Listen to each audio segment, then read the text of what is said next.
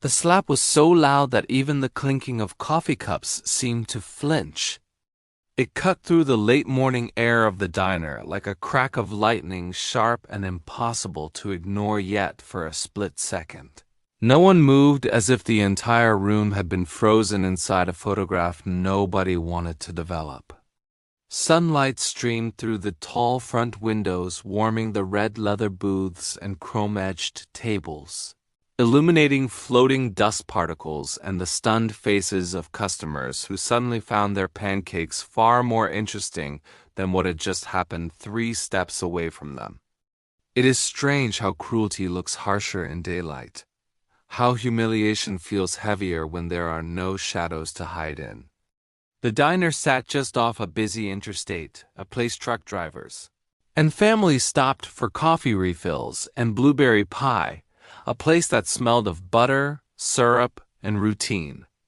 Elise Harper had worked there for nearly 4 years. She was known for remembering regulars' orders without writing them down, for offering gentle smiles, for moving with a quiet steadiness that made the rush hours manageable. People often mistook her softness for fragility. They did not know that softness can survive storms that loudness never could. That morning she had barely slept. Her younger sister's medical bills were stacked on the kitchen counter at home, and the landlord had left a voicemail about rent. Still, she tied her apron neatly, pinned her name tag straight, and reminded herself that dignity does not depend on circumstances. At booth 12 sat 3 men in expensive sunglasses and louder-than-necessary voices. They had walked in like they owned the room, laughing at jokes that never quite landed. Elise noticed the way their eyes followed her, assessing, calculating, dismissive. She told herself what she had told herself many times before: serve the table, stay polite, finish the shift. When she stepped up to refill their coffee, one of the men reached out and caught her wrist mid-pour. The coffee sloshed dangerously close to the rim. "Relax," he said with a smirk, his grip tightening just enough to assert control. The others chuckled. A hush rippled outward from their booth. Elise gently pulled her hand back. "Please don't," she said, her voice calm but firm. The words seemed to amuse them more than deter them.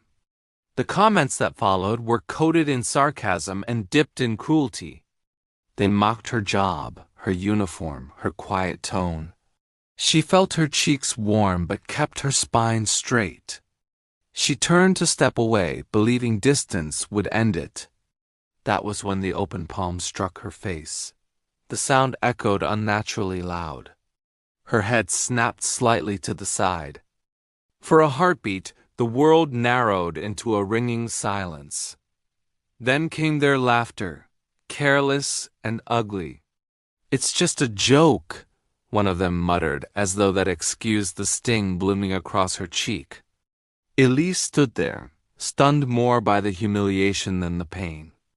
She became acutely aware of every eye in the diner and of how many of those eyes quickly looked down. Her knees trembled. She thought about rent. She thought about her sister. She thought about how unfair it was that she had to choose between dignity and survival. And then the bell above the diner door chimed. A tall man stepped inside, sunlight framing him in gold. Daniel Reyes had planned to surprise his wife on her break, to sit across from her with 2 milkshakes and steal a few minutes of normalcy before heading back to his shift. Instead, he saw her standing still near booth 12, one hand hovering near her cheek, 3 men grinning like they had done nothing wrong. Something in Daniel did not explode. It's settled. He walked forward, unhurried, his boots steady against the tiled floor. The men glanced at him, their amusement lingering until they noticed the insignia on his uniform and the calm intensity in his eyes. Daniel reached Elise first. Without a word, he slipped off his jacket and draped it gently around her shoulders. It was not theatrical. It was protective.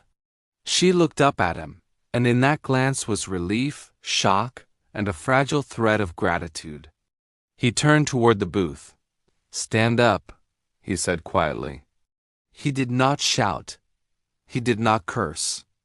But the authority in his voice was unmistakable.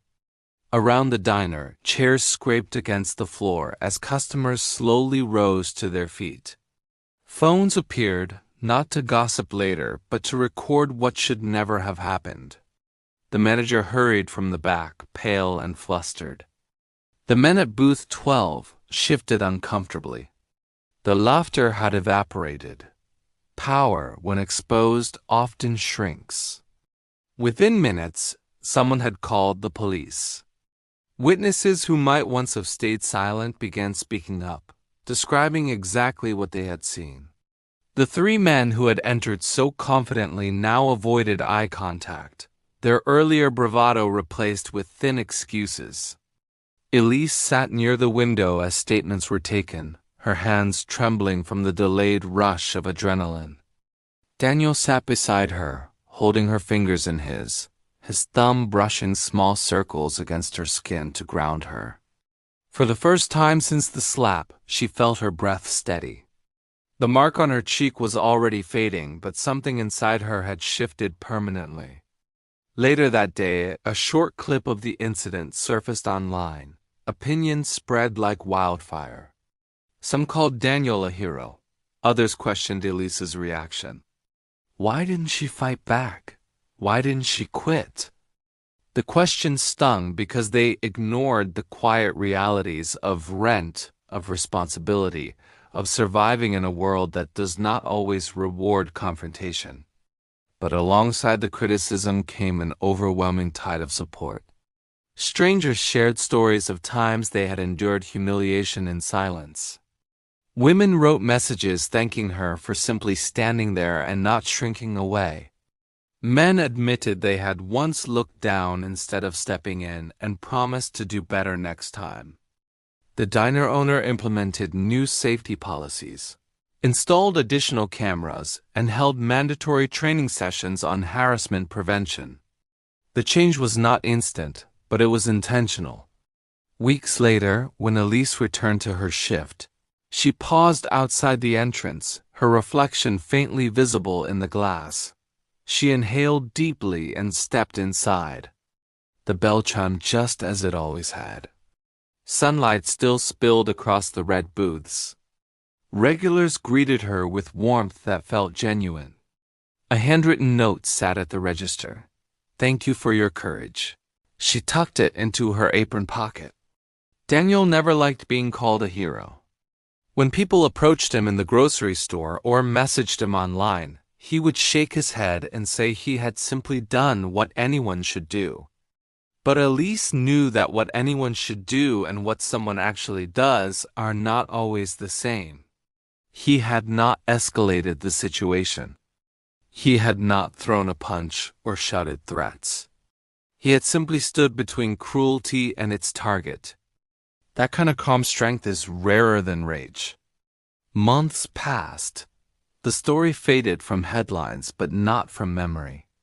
Elise found that the incident no longer replayed in her mind as a moment of helplessness.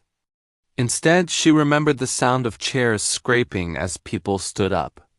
She remembered the warmth of Daniel's jacket around her shoulders.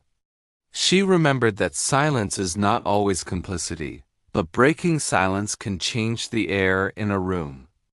One afternoon, sunlight once again poured across the diner floor. Elise caught her reflection in a chrome napkin holder and touched her cheek absently. The mark had long disappeared. What remained was clarity. She understood now that dignity does not require shouting.